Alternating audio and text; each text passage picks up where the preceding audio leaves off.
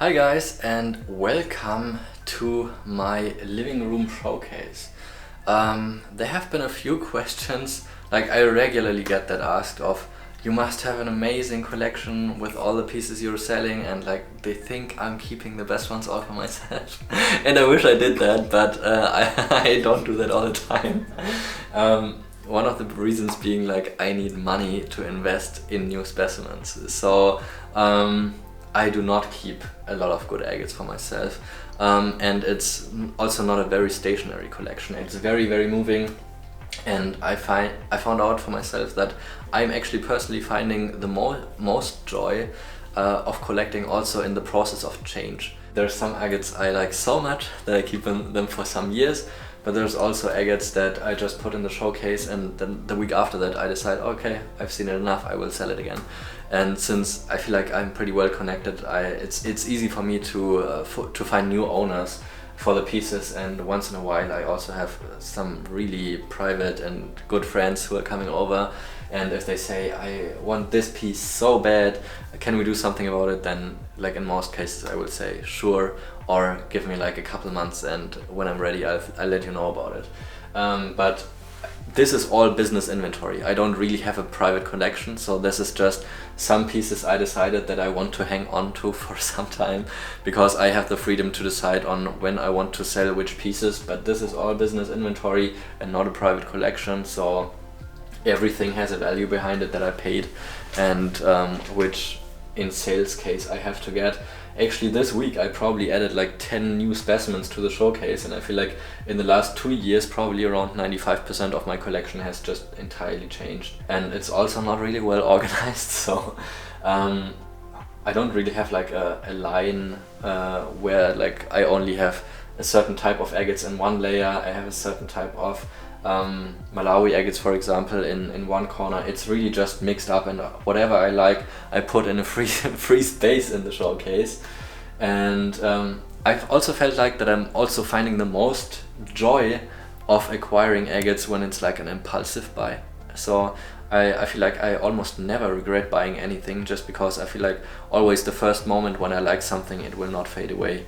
And if I sometimes, after a couple months think that I don't need to have that piece anymore, then I will just continue and sell it. But what I found out is that I can regret it if I wanted to buy a piece but didn't. And to avoid that, I just go ahead and buy whatever I like. So that's convenient. And there's also, there's a couple pieces that have a special meaning to me. For example, this agate heart, which I found in the car wreck when I was together with Virgo Gems, and Jason had that horrible accident after Tucson, and I found that one in the wreck of the car, so they let me keep it. And this is a piece I of course could never sell, because it has that emotional value to me. And these Malawi agates over here, I just love them so much because they're just so beautiful and have this variety of pattern and strong colors, so that I just kept a few for a while. But it also, I'm cutting a lot of Malawi agates, and there's new ones coming in, old ones going out, so they change a lot. There's some German agates that I just keep here in the showcase because they're from Germany and I'm from Germany. This is a very important piece for me. This was one of the very first high quality agates I cut, and it actually has a little bit of dark amethyst in the center as well. And yeah, it reminds me of being one of the first high quality agates that I personally cut. But there's a bunch of pieces that I just kept because I liked them. Some I certainly also bought as a type of investment, because in the last 10 years the high quality agates have just been rising in prices, and I feel like there's nothing I can do bad with investing my money in good agates. So there is certainly some high quality agates in here that I also bought because I felt like it's going to rise in value. But for example, these two Bulgarian agates, these are two of the best ones I got on my trip to Bulgaria, but these are not going to be pieces I kept forever. I will keep forever. These are just, some pieces I'll keep for a while, and they'll make space for some other pieces in the future. I'm sure about that, but I enjoy them, and as long as I enjoy them, I think they're in a good spot there. This is probably one of the best agates I've ever owned. This is one of the super high quality old stock Laguna agates from the Conajeros mine. Just super fine banding, incredible color intensity, really good size. So that is a pretty valuable piece here. There was a time when I did not, I was always under a lot of financial pressure and couldn't buy a lot of agates that I liked for myself, just because I felt like I had to sell everything. But this was one of the first pieces I actually bought with the intention to keep for a while. It's just, my favorite color combination is white, blue, yellow, red. This one's got it all, and just this perfect separation between the red and the yellow. And at the time I bought it, that was probably around 7-8 years ago. This was at a really high price. Like back in the day, people were not used to spend so much money. I feel like a piece is always, that sounds too easy and too stupid, but a piece is worth whatever somebody is willing to spend. And I was willing to spend a stupid amount of money for this, what some people might think, but I enjoy it so much, and I have never regretted buying it. At the time, the price was 3,200 euros for this piece, and it's not even 4 inches in size. And I'm sure some people would call me stupid, and have called me stupid at the time when I bought it, but I just didn't care, because I liked it so much, and it was something I bought for myself, and I never regretted buying it. There's a couple more pieces that I really enjoy. For example, this one, these two just being two of the most insane parallax pieces I've ever seen. So these will definitely stay with me for a long time. This is also a very special piece for me. This one I cut as one of the very first super high quality agates from Malawi, and I sold it as a pair like a couple years ago. And just last year, the collector who bought it, I sometimes got on his nerves and asked him if he wants to, sell me half of a piece back. And there's actually another agate that I want to get from him back. But so far he didn't yet. But this one meant a lot for me also because the color combination of yellow, red and blue, and this is just so intense. And for me, honestly, one of the most beautiful Malawi agates I've ever cut. But tastes are different, and that's good. And I like this one a lot, so it's good that it is with me and not with somebody else who might not be able to appreciate as much as I do in this case. Then we got a little pink agate section over here. This is an agate from Patagonia. This is a German agate. This is a super old stock Koyamido agate, and just incredible piece over here. Then I got some rhodochrosite stalactites here in the background. This being one of the coolest pieces I've ever seen, so I had to snag that one up for myself for a while at least. Then, this is actually also a fun piece.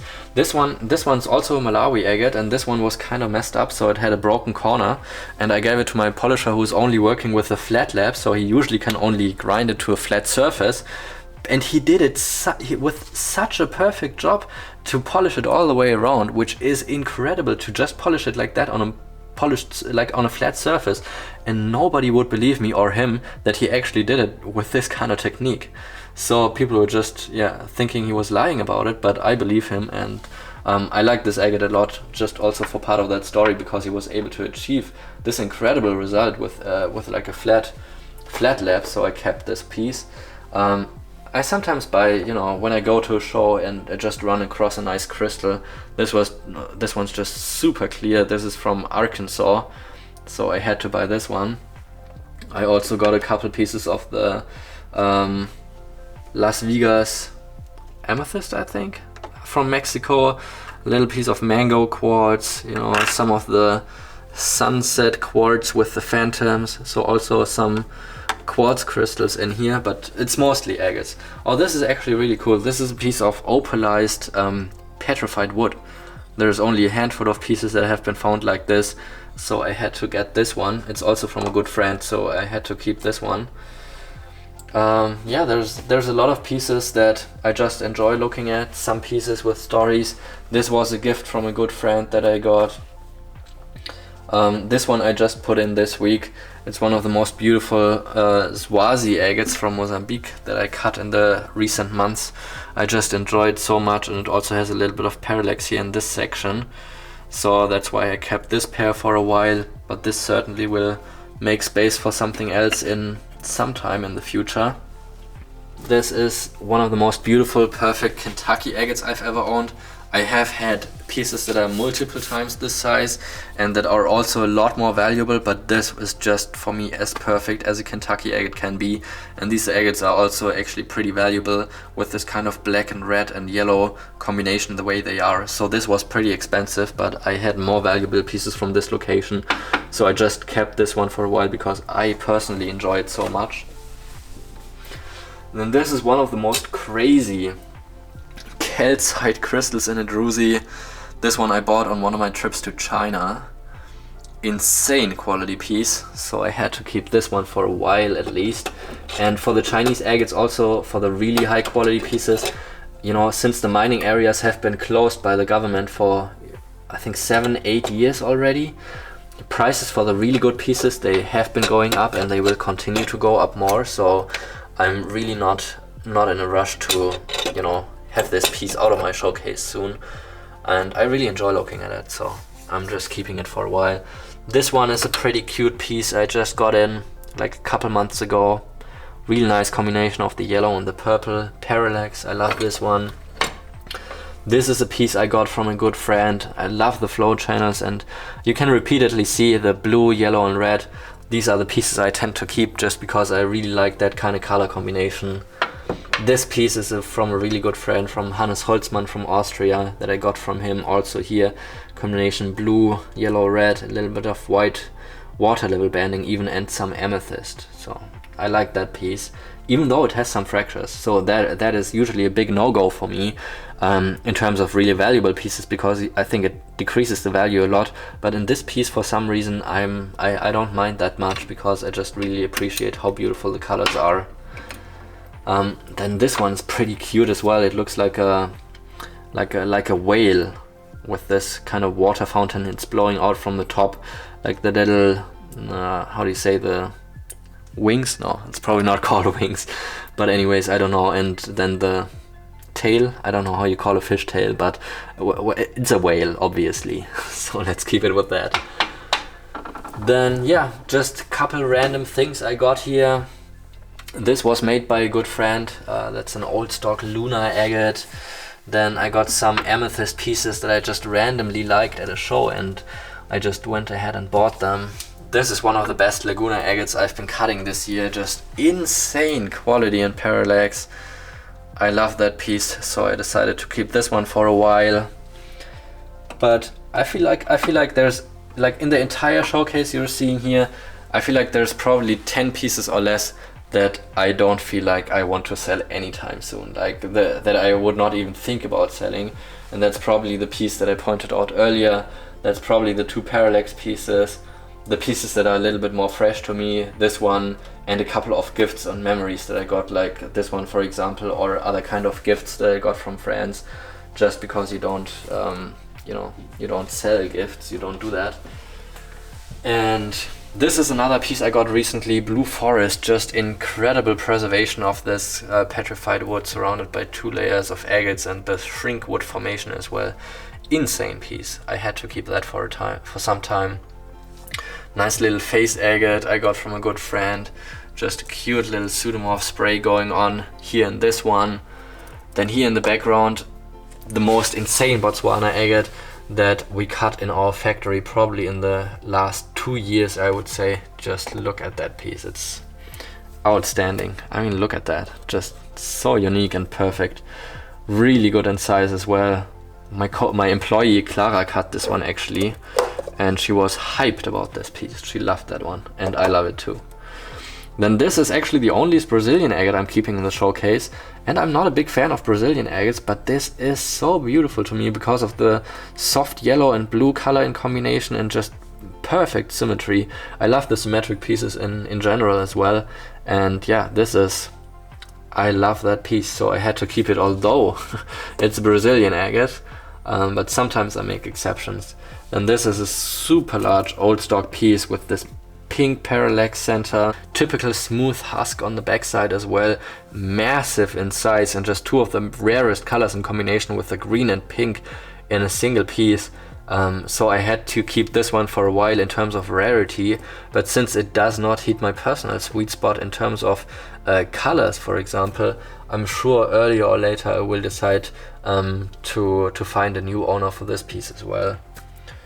So yeah, and just some random stuff here as well. For example, this is a Namibian meteorite that I got as part of a collection I bought, and I was just falling in love with this piece. Look at how sharp the angles in this one are, and how beautiful it is. Like, can you imagine? From outer space coming to Earth and now sitting in my living room showcase. Just crazy, but I like it a lot, so I had to keep it. And yeah, I'm actually playing disc golf, so there's also like a couple of discs that I just keep for memories from like tournaments I played, or from like players that signed discs for me, or that I got some discs as a gift. And actually just recently I became Germany's 3rd best disc golf player, which was just blowing my mind, because I only started playing 4 years ago, and I was actually in the lead for 2 rounds for the German championships, which I could not cope with. But yeah, just crazy moment. So I keep like a couple of sports trophies in here as well. Some insane Lake Superior agates. Like yeah, I have to show you those as well. So this is the one that I call the Cobra, because it looks like it has like this kind of cobra look with the head to it. I was actually first when I saw this one, I was actually immediately thinking about cutting it, because I can see it's got some nice parallax, and it's just got this perfect cutting window here on the backside where I can cut through any undamaged areas, and another beautiful window here on the backside. But the previous owner, I'm pretty sure he would I mean, I'm not saying he would kill me, but he would not wish me well if I did cut that piece. So in terms, if I ever decide to sell that piece, he said he would be the first one to buy it back. So I treasure this piece. And there's a couple more really nice Lake Superior agates that I think I gotta show you. Another really nice specimen here with this beautiful red and white. This is also in a decently good size, but I actually also really love the small sized pieces, like this incredible eye agate also from Lake Superior, which has been yeah, polished all the way around. Just beautiful contrast in the eyes. So I had to buy this one and these two as well, just because they're just, you know, just beautiful. You know, I feel like I don't have the same appreciation about Lake Superiors like some of you guys might do, but I appreciate these a lot. They're just beautiful, and I love that I actually have some Lake Superior agates in my what I call collection as well. And yeah, I think you got a good impression of what I got here. I think you can also see that I'm not keeping like the biggest and most valuable pieces just for myself. Some pieces have an important memory for me as well. Some, of course, I kept as, you know, some kind of investment thought, but most I just keep because I find joy in having them. And I think that's why people should collect, because it just brings the joy of looking at the pieces and having them. And yeah, I think that's really just the base of why people are collecting, because they're finding the joy in looking at them. And for me, I feel like I don't have the need to keep pieces forever or to hang on to them for like a lot of time. I really enjoy them having for some while, but I also really enjoy passing them on to a collector where I can see he or she really appreciates the piece, and maybe even more than I can do in this moment anymore. So for some pieces I feel like there's probably no people who could enjoy a piece more than I do, like maybe talking about the yellow, blue, red pieces, because that's just so much of my specific taste that I don't think there's anybody out there who could match like the same enjoyment of looking at the pieces like the way I do. But on other pieces I feel like there's people who might enjoy it more than me, and then it's totally fine for me to pass them on and bring them to the collector who, you know, maybe has a higher emotional value to them than me, and that's totally fine. I hope you got a good impression of what my collection looks like. Yeah, if you enjoyed the video, leave a like and subscribe to the channel, and I hope you'll be back for more videos to learn about agates, different locations, different features, and I'll see you in the next one.